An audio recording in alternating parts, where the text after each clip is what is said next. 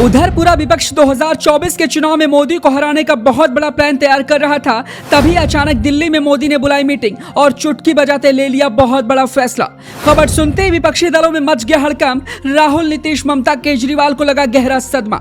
मोदी ने अपने चक्रव्यूह में बुरी तरीके से फंसाया, विपक्षी दलों के सारे अरमानों को कुचल डाला। मोदी ने चुनावी शतरंज की बिसात पर चल दी नई चाल। वन नेशन वन इलेक्शन का बना दिया मास्टर प्लान। जी, जब जब पूरा विपक्ष एक होकर मोदी को घेरने की तैयारी करता है, तब तब मोदी उनके अरमानों पर पानी फेर देते हैं। मोदी हमेशा से विपक्षी दलों के नेताओं से कई गुना आगे चलते हैं। ऐसा लगता है कि मोदी अपने विपक्षी दलों और विरोधियों के मन की बात को पढ़ लेते हैं और जब भी कुछ मोदी के खिलाफ ये विपक्षी दल षड्यंत्र रचते हैं, तो उसी वक्त मोदी कुछ ऐसी चाल चलते हैं कि विपक्ष के बड़े बड़े दिग्गज नेता भी सर पकड़ लेते हैं। मोदी के विरोध में विपक्षी दल कुछ भी कर लें, लेकिन मोदी से आगे कभी नहीं निकल पाएंगे। न मोदी की तरह दांव खेल पाएंगे, न ही उनके जैसा सोच पाएंगे। हिंदी में तो एक कहावत आपने जरूर सुनी होगी, तो डाल डाल में पात पात। अगर इस कहावत को राजनीति के नजरिए से देखा जाए तो इस वक्त मोदी और उनके विरोधियों के बीच यही चल रहा है। विरोधी मोदी को घेरने का जैसे ही कोई प्लान बनाते हैं, मोदी एक नया पासा फेंक देते हैं। वही विरोधी और विपक्षी दल कई बार ऐसा सोचते हैं कि मोदी इस जाल में फंस जाएंगे,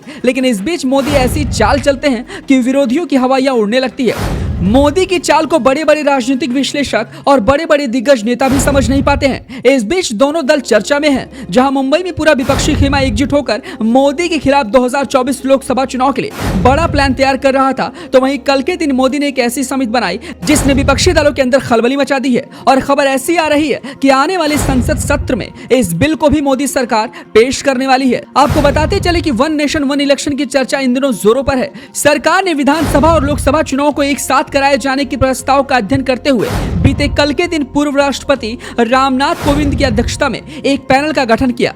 कोविंद का पैनल लोकसभा और राज्य विधानसभा चुनाव एक साथ कराए जाने की संभावनाओं और तंत्र की खोज करेगा। वन नेशन वन इलेक्शन पर मोदी पिछले कई सालों से लगातार बात कर रहे हैं, लेकिन हर बार विपक्षी दलों ने इस बिल का विरोध किया है, क्योंकि उन्हें डर है कि जिन राज्यों में उनकी सरकार बची है, वहां से भी उनकी सत्ता जा सकती है। दरअसल भाजपा सरकार चाहती है कि देश के सभी राज्यों के विधानसभा चुनाव और लोकसभा चुनाव एक साथ हो। इससे आर्थिक रूप से सरकार को मजबूती मिलेगी, यानी कम पैसे खर्च होंगे। दूसरा, हर साल 4 से 5 राज्यों में विधानसभा चुनाव भी होते हैं, जिसकी वजह से सरकार अपने काम को बेहतर तरीके से नहीं कर पाती है और आधे से ज्यादा समय इन चुनावों के प्रचार प्रसार में ही गंवा देती है, जिससे कई बार राज्य के विकास पर भी बड़ा असर पड़ता है और कई तरीके से नुकसान भी झेलना पड़ता है। यही वजह कि मोदी सरकार देश भर में एक ही समय पर विधानसभा और लोकसभा चुनाव संपन्न कराना चाहती है, लेकिन विरोधी दलों को इस बात की चिंता ज्यादा है कि कहीं उनको इस बिल से नुकसान ना हो और बीजेपी को कहीं फायदा ना हो जाए। विपक्षी दलों का ये कहना है कि इससे भाजपा को बड़ा फायदा मिल सकता है और विपक्षी दलों की सभी पार्टियों को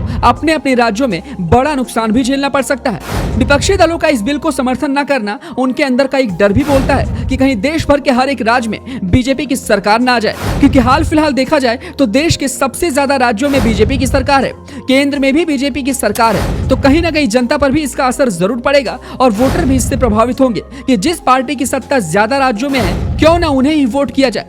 आपको बताते चले कि भारत के इतिहास में वन नेशन वन इलेक्शन वाला फॉर्मूला कई सौ साल पहले लागू हुआ था। साल 1951-52, 1957, 1962 और 1967 में देश में विधानसभा चुनाव और लोकसभा चुनाव एक साथ ही हुए थे। हालांकि उसके बाद साल 1968 और 69 में कुछ विधानसभाओं और 1970 में लोकसभा भंग होने से हालात बदल गए थे। फिर साल 1983 में भारत निर्वाचन आयोग यानी ईसीआई ने एक साथ चुनाव कराए जाने का प्रस्ताव दिया था।